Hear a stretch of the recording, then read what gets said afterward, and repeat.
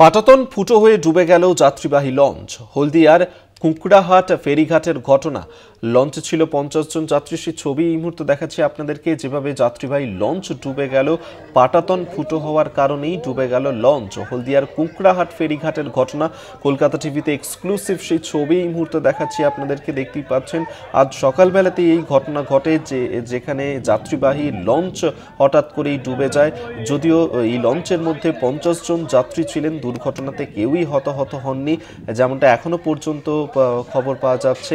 এবং সেই ছবি মুহূর্তে এক্সক্লুসিভ দেখাচ্ছি আপনাদেরকে, যেখানে ডুবে গেল যাত্রীবাহী লঞ্চ। পাটাতন ফুটো যাওয়ার কারণেই যাত্রীবাহী লঞ্চ তার ডুবে যায়। হলদিয়ার কুঁকড়াহাট ঘাটে সেখানে এই ঘটনা ঘটেছে।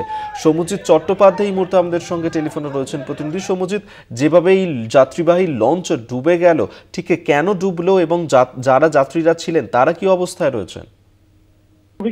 হলদিয়ার যে কুকড়াহাটি ফেরিঘাট রয়েছে, সেখান থেকেই সন্ধ্যে 6টা অর্থাৎ গতকাল সন্ধ্যে 6টায় এই লঞ্চ ছেড়েছিল ডায়মন্ড হারবার যাওয়ার উদ্দেশ্যে। এবং যেটা স্থানীয় সূত্রে জানা গিয়েছে যে সেই সময় কাঠের পাটাতন ফুটো হয়ে লঞ্চে জল ঢুকতে থাকে এবং লঞ্চটি আস্তে আস্তে প্রত্যক্ষদর্শীদের চোখের সামনেই ডুবে যায়। যেটা জানা যাচ্ছে যে লঞ্চে থাকা যাত্রীদের কোনো ক্ষয়ক্ষতি হয়নি, কেননা আশেপাশে অনেক লাইফ বোট মজুদ ছিল এবং পাশাপাশি লাইফ জ্যাকেটও ছিল বোটে, এবং সেই জন্যই কিন্তু যাত্রীদেরকে ইতিমধ্যে উদ্ধার করা সম্ভব হয়েছে।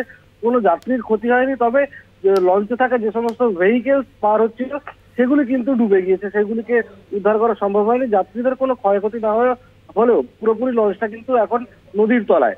অভিজ্ঞতা। ধন্যবাদ সৌম্যজিৎ তোমায়। সৌম্যজিৎ চট্টোপাধ্যায় টেলিফোনে ছিলেন প্রতিনিধি।